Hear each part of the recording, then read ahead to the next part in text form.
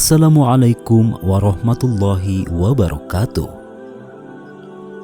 Iblis awalnya tinggal di surga. Ia dikenal sebagai ahli ibadah yang luar biasa hingga diberi nama Azazil. Karena kedurhakaan dan kesombongannya, Allah mengeluarkannya dari surga dan menjadi makhluk terhina. Ia pun memohon kepada Allah agar umurnya ditangguhkan sampai hari kiamat. Dan iblis berkata, "Ya Tuhanku, maka berilah penangguhan kepadaku sampai manusia dibangkitkan." Surat Al-Hijr ayat 36. Permohonan iblis itu dikabulkan Allah dan ia hidup sampai akhir zaman hingga tiupan sangkakala membangkitkan manusia dari kubur. Berikut detik-detik kematian iblis di tangan malaikat maut. Kisah ini dikutip dari kitab Daqaiq Al-Akbar fi Zikri Al-Jannah wa An-Nar karya Imam Abdurrahman As-Suyuti. Diceritakan detik-detik kematian iblis laknatullah terjadi saat hari kiamat tiba.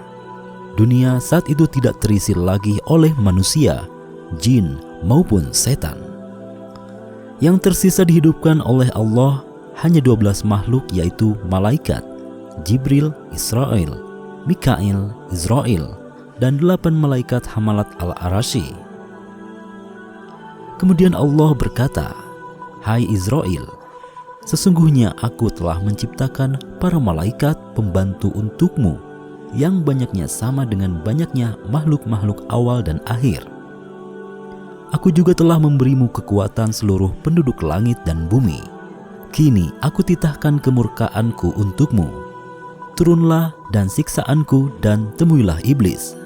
Beri ia rasa kematian dan timpakan atasnya kepahitan kematian makhluk-makhluk awal dan akhir dan golongan manusia jin dengan kepahitan yang berlipat ganda. Turunlah bersama 70.000 malaikat Zabaniyah yang masing-masing dari mereka membawa rantai dari neraka Lazo. Demikianlah perintah Allah."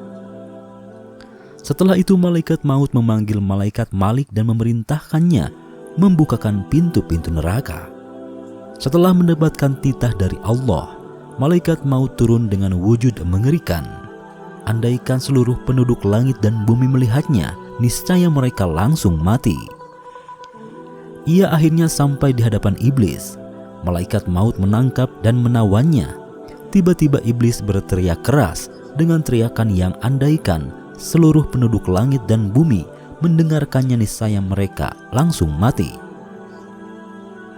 Malaikat maut berkata kepada iblis, "Hai makhluk yang menjijikan, berapa lama usia kamu hidup? Berapa lama waktu yang kamu gunakan untuk menyesatkan makhluk?" Mendengar itu, iblis melepaskan diri dan lari ke bumi timur. Tetapi tiba-tiba malaikat maut telah berada di sampingnya. Ia berlari ke bumi barat. Tetapi lagi-lagi malaikat maut telah berada di sampingnya. Tak henti-hentinya iblis melarikan diri, tetapi malaikat maut tetap berada di sampingnya. Kemudian iblis berlari dan berdiri di tengah-tengah bumi dekat kuburan Nabi Adam alaihissalam dan berkata, "Hai Adam, gara-gara kamulah aku menjadi makhluk yang terkutuk, terlaknati dan tertolak." Iblis mengalami siksaan menyakitkan. Iblis berkata kepada malaikat maut, "Hai malaikat maut, gelas apa yang akan kamu gunakan untuk meminumiku? Siksaan apa yang akan kamu timpakan atasku saat mencabut ruhku?"